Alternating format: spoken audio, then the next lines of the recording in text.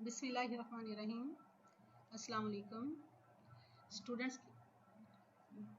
We are discussing the chapter number 14, which is about the electromagnetism. Electromagnetism is the branch of physics which is concerned with the observation and laws relating to electricity and magnetism. An electric current through the conductor produces a magnetic field around it. The magnetic effects of the current is called the electromagnetism. Electric current produces magnetic field. At the same time, a changing magnetic field produces the electric current. This interplay of electricity and magnetism is widely used in electrical devices. Student, ये electromagnetism ये असल में एक ही तस्वीर के दो रुख हैं कि इसमें हम इलेक्ट्रिसिटी और मैग्नेटिज्म दोनों ब्रांचेस ऑफ फिजिक्स को हम कंबाइन करके एक ब्रांच की फॉर्म में पढ़ते हैं. Today's lectures contain having the contents electromagnetism, magnetic field due to current in a long straight wire, right-hand rule, force between two long parallel wires carrying current. It is a branch of physics in which an electric current through the conductor produces the magnetic field around it. The magnetic effects of a current is called electromagnetism. अब इसी girls अगर हम magnetic field को change करेंगे तो magnetic field को change करने की वजह से उसके अराउंड एक इलेक्ट्रिक फील्ड भी प्रोड्यूस हो जाएगा. और इसी तरह इलेक्ट्रिक फील्ड को अगर हम वेरी करेंगे तो उसके अराउंड एक मैग्नेटिक फील्ड प्रोड्यूस हो जाएगा.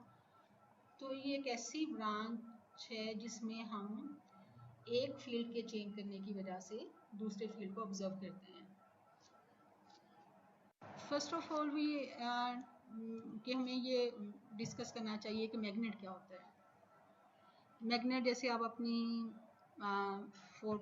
छोटी क्लासेस में सब आप पढ़ते भी आए हैं कि मैग्नेट हमारे पास ऐसे मटेरियल और ऑब्जेक्ट्स होते हैं जो कि फेरोमैग्नेटिक मटेरियल से बने होते हैं और ये मैग्नेटिक फील्ड को प्रोड्यूस करते हैं. और इसी तरह जो आयरन मेटल्स वगैरह हैं उनको अपनी तरफ ये अट्रैक्ट करते हैं. लेकिन ये सिल्वर गोल्ड मेटल्स वगैरह को अट्रैक्ट नहीं करते. So a force that pulls on other ferromagnetic material such as iron and attracts और रिपेल्स अदर मैग्नेट.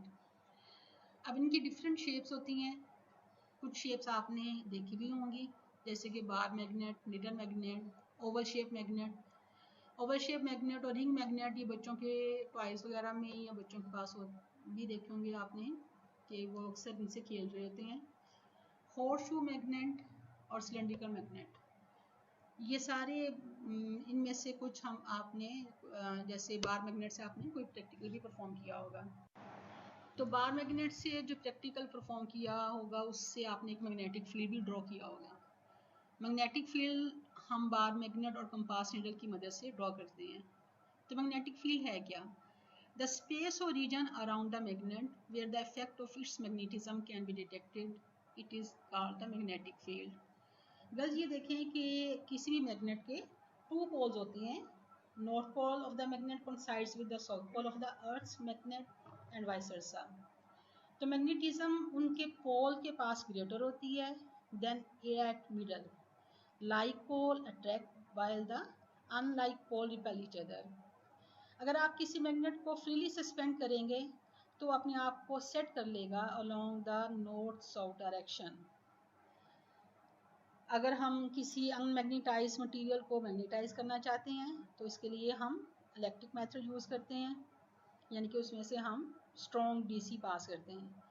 और किसी भी मैग्नेट को डीमैग्नेटाइज करने के लिए हम उसमें से एसी पास करते हैं या उसको स्ट्रॉन्गली हीट करते हैं या उसको हम स्ट्राइक करते हैं with the help of hammer या हम उसको सरफेस जैसे कि लाइक द अर्थ हम उसको अर्थ के ऊपर हम उसको स्ट्राइक करते हैं. अब यहाँ पे जो आप मैग्नेटिक फील्ड है तो मैग्नेटिक फील्ड आप ये देखें कि यहाँ पे पोल्स के पास ये जो मैग्नेटिक लाइंस ऑफ फोर्स ये डेंस हैं as compare to the middle part. तो मैग्नेटिक फील्ड अगर आप यहाँ से नॉर्थ एंड या साउथ एंड पे यहाँ पे मैग्नेटिक पार्ट ज़्यादा होती है as compare to the centre point. Alfonso Oersted ने 1820 में फर्स्ट टाइम ये ऑब्ज़र्व किया कि जैसे किसी अगर हम कॉपर वायर में से या किसी भी कंडक्टर में जब हम करंट पास करते हैं तो उसके अराउंड एक मैग्नेटिक फील्ड प्रोड्यूस हो जाता है। इससे पहले 1820 से पहले इलेक्ट्रिसिटी एंड मैग्नेटिज्म ये दोनों ब्रांचेस हम अलहदा पढ़ते थे, लेकिन 1820 के बाद इसकी रिसर्च जो उसने हमें रिसर्च अपनी पेश की, उसके बाद इलेक्ट्रिसिटी मैग्नेटिज्म को कंबाइन करके इलेक्ट्रोमैग्नेटिज्म एक सिंगल ब्रांच की फॉर्म में हम आगे स्टडी करते हैं। अब गर्ल्स हम ये देखेंगे कि मैग्नेटिक फील्ड किसी लॉन्ग स्ट्रेट वायर के अराउंड किस तरह का होगा अगर जब उसमें से हम करंट को पास करेंगे। तो इसके लिए कुछ एक्सपेरिमेंटल अरेंजमेंट हम इस तरह करते हैं कि हम एक कार्डबोर्ड लेते हैं, उसमें से हम थिक कॉपर वायर को पास करते हैं और उसके अराउंड हम कंपास नीडल्स को एक सर्कल में अरेंज कर देते हैं। तो सारी की सारी जो कंपास नीडल्स हैं वो अपने आप को इस तरह अरेंज करेंगी कि उनके जो पॉइंटर्स हैं ये देखें सब नॉर्थ टू साउथ डायरेक्शन में है, सबकी डायरेक्शन सेम है। इस केस में क्या होता है कि जब हम इसमें कोई करंट पास नहीं कर रहे तो सब कंपास नीडल्स पॉइंट्स नॉर्थ, उनकी डायरेक्शन नॉर्थ की तरफ है। लेकिन जैसे ही हम इस कंडक्टर में करंट पास करते हैं, वायर में करंट पास करते हैं, तो करंट को शो किया गया है अपर डायरेक्शन में।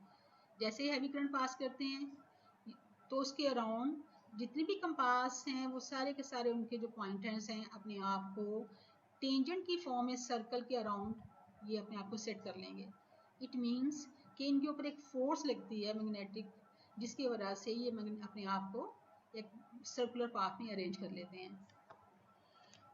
अब इसी को हम मैग्नेटिक फील्ड की में शो करते हैं, ये दिखाने के लिए कि मैग्नेटिक फील्ड किसी भी कंडक्टर के अराउंड उसकी डायरेक्शन क्या होगी। तो यहाँ भी गर्ल्स आप देखें कि फर्स्ट केस में हमने बैटरी को एक की मदद से इस थिक वायर के साथ कनेक्ट किया हुआ है। तो करंट की डायरेक्शन क्या है, यहाँ से अगर हम देखें तो एंटी क्लॉकवाइज, करंट की डायरेक्शन एंटी क्लॉकवाइज है। अब इसके अराउंड जैसे ही करंट पास करेगा तो इसके अराउंड एक मैग्नेटिक फील्ड प्रोड्यूस हो जाएगा। मैग्नेटिक फील्ड यहाँ से हम देख रहे हैं तो क्लॉकवाइज डायरेक्शन में प्रोड्यूस हो रहा है, circular magnetic lines of force हैं। और जैसे ही इसका सेंटर क्या है, ये वायर, जैसे ही हम इस वायर से मूव करते हैं टूवर्ड्स राइट एंड लेफ्ट, तो ये मैग्नेटिक लाइंस ऑफ फोर्स इनके दरमियान गैप ज़्यादा आता जाएगा। मैग्नेटिक लाइंस ऑफ फोर्स यहाँ पे नियर द वायर, यहाँ पे मैग्नेटिक फील्ड स्ट्रॉन्ग होगा। जैसे जैसे हम इससे दूर जाएंगे तो मैग्नेटिक अलोंग द रेडियस, जैसे हम इससे दूर जाएंगे तो मैग्नेटिक फील्ड वीक हो जाएगा। इस केस में देखेंगे हम जैसे ही करंट की डायरेक्शन को रिवर्स करते हैं, करंट की डायरेक्शन अब क्या है, क्लॉकवाइज। तो क्लॉकवाइज डायरेक्शन होने की वजह से इसके अराउंड जो मैग्नेटिक फील्ड प्रोड्यूस होगा वो एंटी क्लॉकवाइज डायरेक्शन में है, यानी कि करंट की डायरेक्शन से मैग्नेटिक फील्ड की डायरेक्शन भी चेंज हो जाती है। हम क्या रिजल्ट निकालते हैं कि अगर magnetic lines of force current किसी भी कंडक्टर में से पास करे तो उसके around magnetic lines of force की डायरेक्शन क्या होती है, सर्कुलर होती है। मैग्नेटिक फील्ड लाइंस उस करंट कैरिंग कंडक्टर के अराउंड उसके करीब करीब ही रीजन में वो अपने आप को अरेंज करती हैं। और मैग्नेटिक फील्ड उसी वक्त रहता है जब तक करंट फ्लो करता रहे, और अगर करंट को हम स्टॉप कर देंगे तो मैग्नेटिक फील्ड भी वैनिश हो जाएगा। और strength of the magnetic field near the wire greater होगी। जैसे जैसे हम अलोंग द रेडियस मूव करेंगे तो मैग्नेटिक फील्ड भी वीक हो जाएगा। अब इस मैग्नेटिक फील्ड की डायरेक्शन को हम राइट हैंड रूल से एक्सप्लेन करेंगे। राइट हैंड रूल क्या है, बस ये देखें कि अभी जो हमने पीछे ये कंडक्टर पढ़ा, कंडक्टर का मैग्नेटिक फील्ड स्टडी किया था, उसमें अगर हम ये देखेंगे ये कंडक्टर है जिसमें से करंट फ्लो कर रहा है, करंट की डायरेक्शन क्या है, अपवर्ड। और अगर हम अपने थंब को यानी कि कंडक्टर को हम अगर अपने राइट हैंड में इस तरह पकड़ें कि erect thumb will pointed in the direction of current and curling the finger represents the direction of magnetic field. यहाँ देखें मैग्नेटिक फील्ड की डायरेक्शन एंटी क्लॉकवाइज है और हमारी ये फिंगर्स जो हैं ये भी कर्ल कर रही हैं एंटी क्लॉकवाइज डायरेक्शन में। तो राइट हैंड रूल को हम इस तरह एक्सप्लेन करेंगे कि grasp the wire in the right hand with the thumb pointing in the direction of current, then the curls of fingers will show the direction of the magnetic field.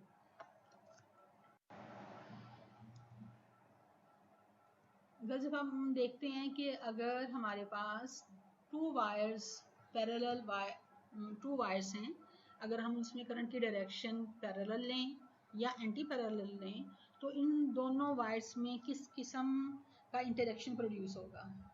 First case में हम ये देखते हैं कि अगर current same direction में flow कर रही है, सेम डायरेक्शन में, ये हमारे पास ये वायर्स हैं जिसमें करंट सेम डायरेक्शन में फ्लो कर रही है, दोनों वायर्स में करंट की डायरेक्शन अपवर्ड है, तो राइट हैंड रूल को जब हम यूज़ करेंगे तो हमारे पास जो मैग्नेटिक फील्ड फर्स्ट वायर में जो प्रोड्यूस होगा उसकी डायरेक्शन एंटी क्लॉकवाइज है, इसी तरह सेकंड वायर में जो प्रोड्यूस होगा उसकी डायरेक्शन भी एंटी क्लॉकवाइज है।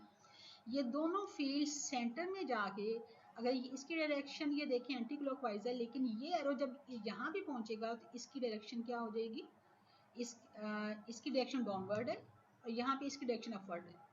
तो दोनों फील्ड यहाँ पे आके एक दूसरे के इफेक्ट को कैंसिल कर देंगे। जब इफेक्ट को कैंसिल कर देंगे तो इनके आउटर साइड पे फील्ड स्ट्रॉन्ग होगा as compare to the inner side. So ये एक दूसरे के ऊपर फोर्स लगाएंगे F1 एंड F2, जिसकी वजह से हम देखेंगे कि दोनों वायर्स एक दूसरे को अट्रैक्ट कर रही हैं। अब सेकंड केस में जाते हैं कि यहाँ पे करंट की डायरेक्शन रिवर्स है। इस फर्स्ट वायर में करंट अपवर्ड डायरेक्शन में फ्लो कर रही है, जबकि सेकंड वायर में करंट डाउनवर्ड डायरेक्शन में फ्लो कर रही है। अब फील्ड की डायरेक्शन यहाँ से चेक करते हैं। फील्ड की डायरेक्शन फर्स्ट वायर में यहाँ पे देख रहे हैं कि ये एरोस अपवर्ड जा रहे हैं और यहाँ पे भी ये एरोस अपवर्ड जा रहे हैं, तो दोनों फील्ड एक दूसरे को रीइंफोर्स करेंगे। रीइंफोर्स करने की वजह से इनर साइड पे फील्ड स्ट्रॉन्ग होगा और आउटर साइड पे फील्ड वीक होगा।